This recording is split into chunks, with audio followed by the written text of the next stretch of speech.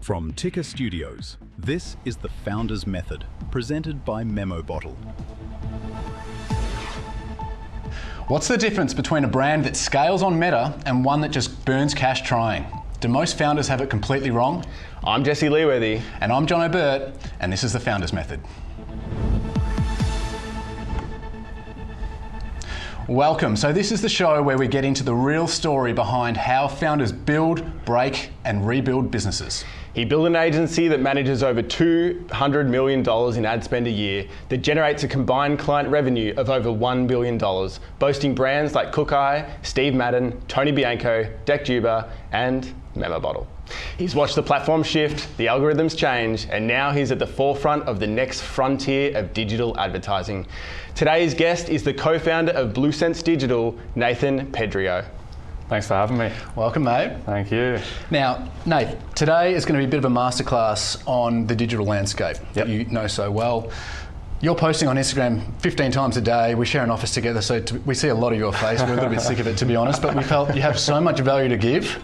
We need to get you in here to do this masterclass. So you've worked with e-commerce founders and operators all over the world. When it comes to a new brand that comes to you, what's the most common mistake you see that's holding them back? Probably a lack of creative strategy and diversity in the creative. And so either if you're small, it's throwing 5-10 ads in the account. People are telling you do more volume, put 100 ads, put 200 ads, make more content. So they do more of the same, which often isn't what's working. Or if it's bigger brands, it's their creative team has been designed around one type of creative. And so then when you tell them to do more volume, that's all they do. Yeah. And so in retail, a really common example of that is photo shoots every time new products come in fashion. And so it's once a month, there's a shoot for the new drop, and it's all professional. Yeah, they get 60 assets out of it, but it all looks the same, it all feels the same, which is nice when it's going on TV or newspapers, but in digital on Meta, we need way more diversity in the creative. Yeah, diversity is key. So you've been deep in the evolution of Meta ads over the past few years. For founders who haven't kept up, what has fundamentally changed about how you interact with the platform today versus, say, 3 to 5 years ago? It's a good question. I thought it was easier 3 to 5 years ago. There was probably 10x less competition. In terms of interacting, I think that 3 to 5 years ago, you could get away with not a lot of creative volume. And to be honest, I don't think your creative even need to be that good. Yeah. I think with competition going up, the edge at the moment is in the high level ideation on creative. And so when you think about the implementation of AI and you think about the creative pipeline, you've got ideation, goes into scripting, goes into production, goes into analysis, and then feeds back. And everyone's trying to apply AI into the ideation. It's like, let's get a Claude skill to come up with 100 ideas. But the issue is it always reverts to the mean and everyone's ultimately getting the same ideas. And the edge is actually in focusing more time on the ideas and then push AI to help with the scripting and the production and the analysis.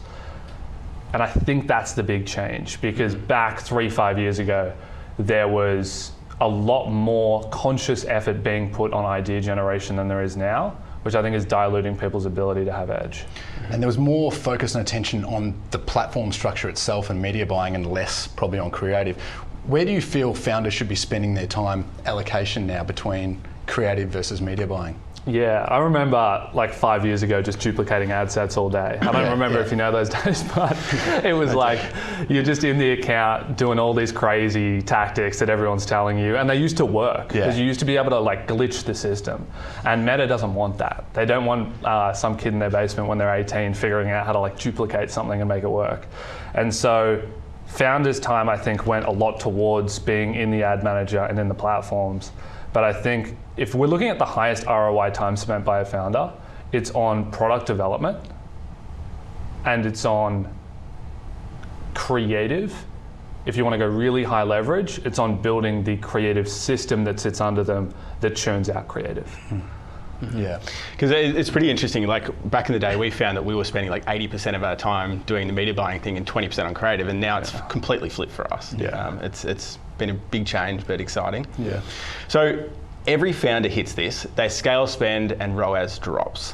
Why does that happen? And what's your framework for scaling top of funnel without destroying profitability? I think so staying on the creative topic, I think it's a product of the ads not being good enough to scale to cold audiences. Because when you scale spend, there's two things that can happen. Either the ads get served more to the same people, or they get served to cold audiences that have never seen you before.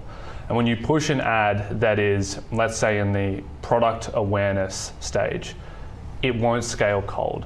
And so I think a really good framework for people to think through if they're trying to scale and it doesn't work and ROAS drops is look at your ads and look at the 5 stages of awareness, which was made by Eugene Schwartz a long time ago, and think about where in the stages of awareness is your ad sitting.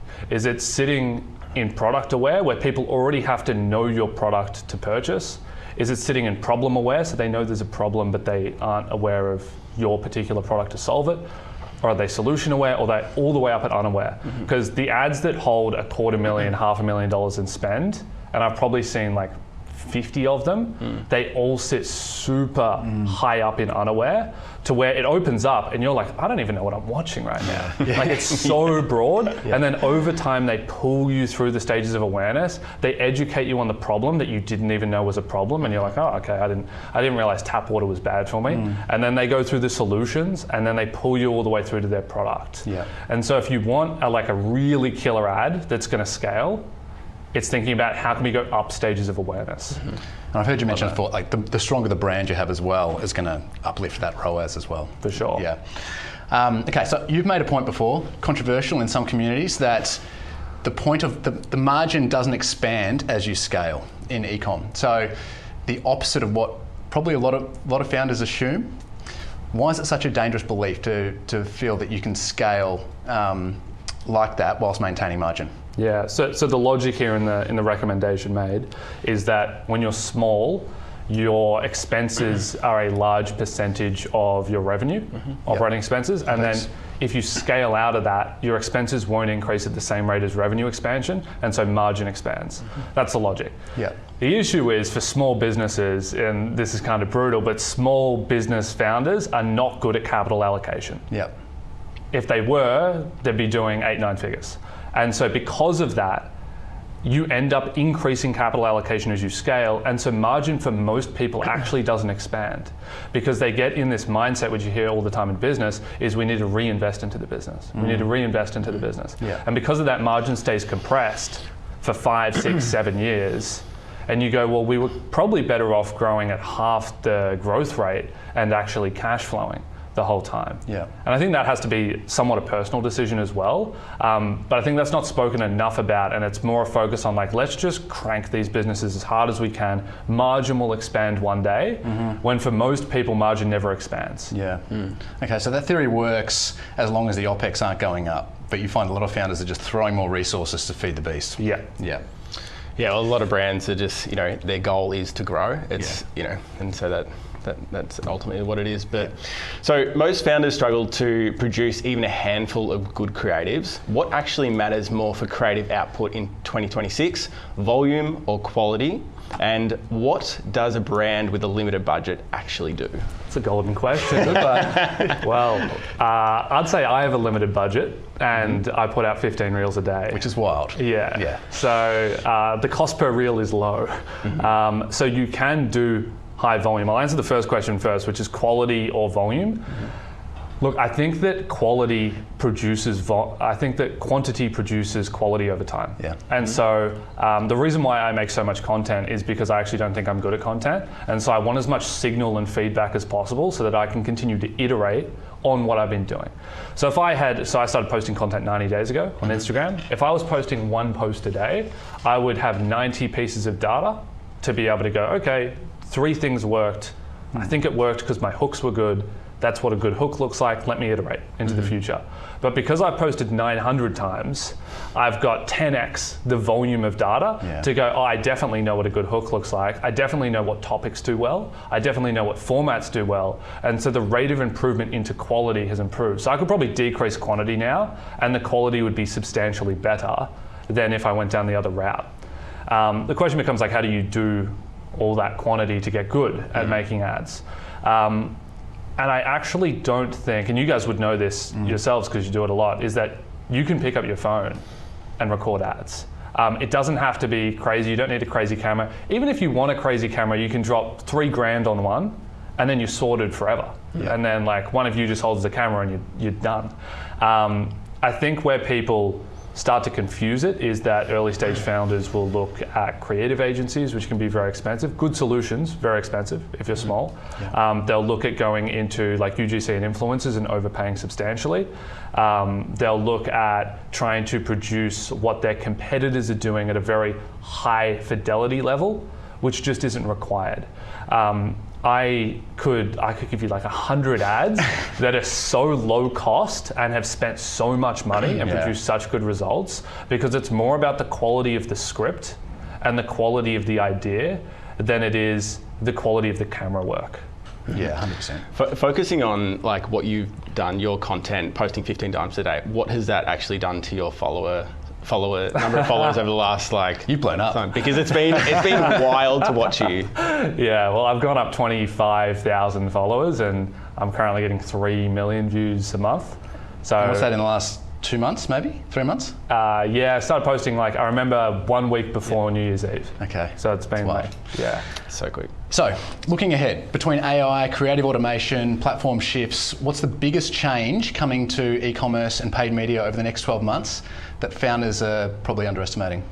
I think the buzzword thing to say here is AI. Yeah, I mean, you got it. But look, I think that my advice on AI would be that the application needs to be thought through and not be procrastination. And that's what I'm really like challenging myself with at the moment, is how do I use my time as effective enough to be able to apply AI in places that will yield return, but not find myself just procrastinating, not really doing anything, and solving problems that don't exist. Yeah. And so I think, and you guys have said some great stuff about this, where you should start with a time audit so you actually know where your time is going, and then solve real material problems to be able to deload your week and actually get time back. Because if you're just going in and going like, what's something cool I can build? It's a really good exercise for learning tools. It's a really good exercise for, because if you want to learn coding or Claude code, you shouldn't go in and just like tap around. Yeah. You should have an objective and work towards the objective. 100%. But the objective needs to have a material impact on the business, or else you're just taking the most valuable person's time in the company, which is the founder, and redirecting it to something that doesn't matter. 100%. And it's still so new that there's no blueprints out there really, and we don't have the time to really mess around and work it out. Nath, so many good nuggets to share today. Appreciate all the value. Thanks for coming on, mate. Thanks for having me. Thanks, Matt. Appreciate it. See you back in the office. Will do. You're watching Ticker. The Founders Method is presented by Memo Bottle. For more, visit memobottle.com.